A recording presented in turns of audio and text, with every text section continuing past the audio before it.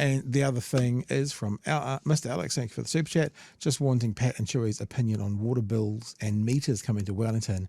And are we aware that a lot of people are now worried due to the possible monthly water bills? I grew up in Auckland, and Auckland has always been metered. It's happening in Dunedin as well. Dunedin hasn't been metered for a long time. I don't know if it's started yet, Chewy, but they're certainly putting meters in.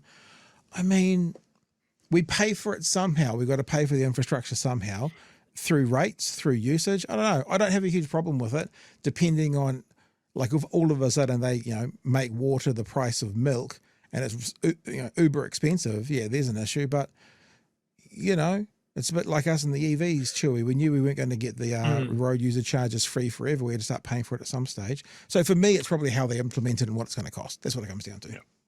I think your experience is probably more to, because you are from Auckland, in their experience of having a ratepayer owned or council owned water entity was probably in hindsight a very, very good move. Whether Wellington can emulate that's going to be the kicker. But I think with the state that Wellington's water's in, something needs to happen. Yeah, well, there's a huge amount that's like there's a crazy high percentage of the water that's fouled by sewage and stuff, isn't there? Or they're wasting a crazy amount every week or something. Yeah. Yeah, I don't know. I mean, I've always been of the opinion if I ever built a house, which I probably never will, but if I ever did, I'd always sink a couple of tanks in the ground no matter where in the country I was. Be as self-sufficient as you can anyway. But, I think I don't want to, it's not like a user pays, doesn't matter, but it does have to be funded from somewhere.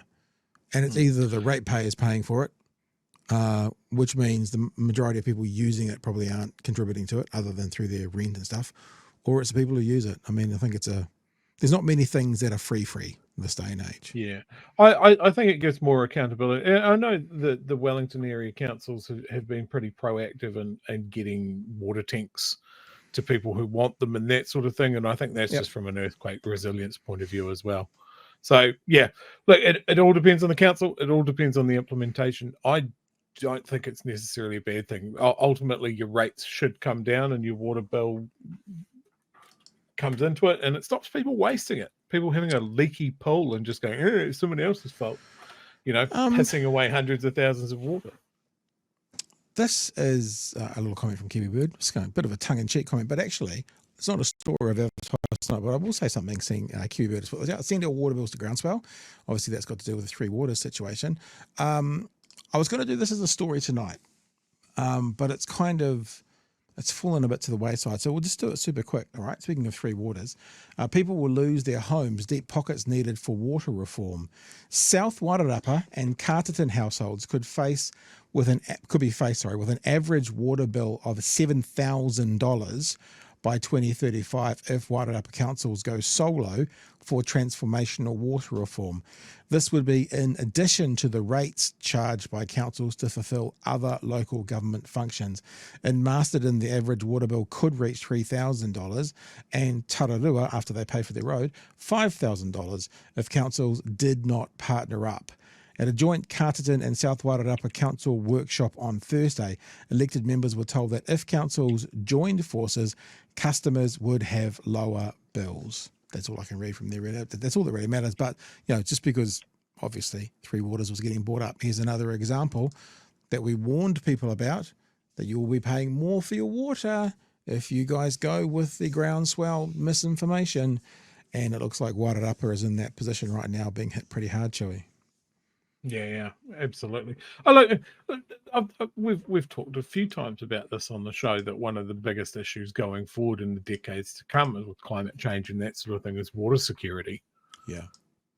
So, I mean, how do you solve that problem? I think, the self-sufficiency and resilience is always a good idea. But again, we come back to that same problem with councils and stuff like that councillors will always campaign on lower rates, race to the bottom. And pipes aren't sexy. So we're not going to spend money on those until you end up in a position like Wellington is, like many councils around it. You know, like it's so common that is not something that's at the top of the list. That the list of councils that have done a good job with their water, in the whole country, you could probably count on one hand. Yeah. So they talk about Dunedin. Dunedin's done pretty well with their 3 waters. Like 2 out of 3 of them are in pretty good hand, and one of them they've got a plan for. So, yeah, and I know that you kind of slipped in there that I'm from Auckland. There's a bit of a low blow there. I mean, I've been here a decade. How long do I have to be here before I get that call out? Sheesh, bro.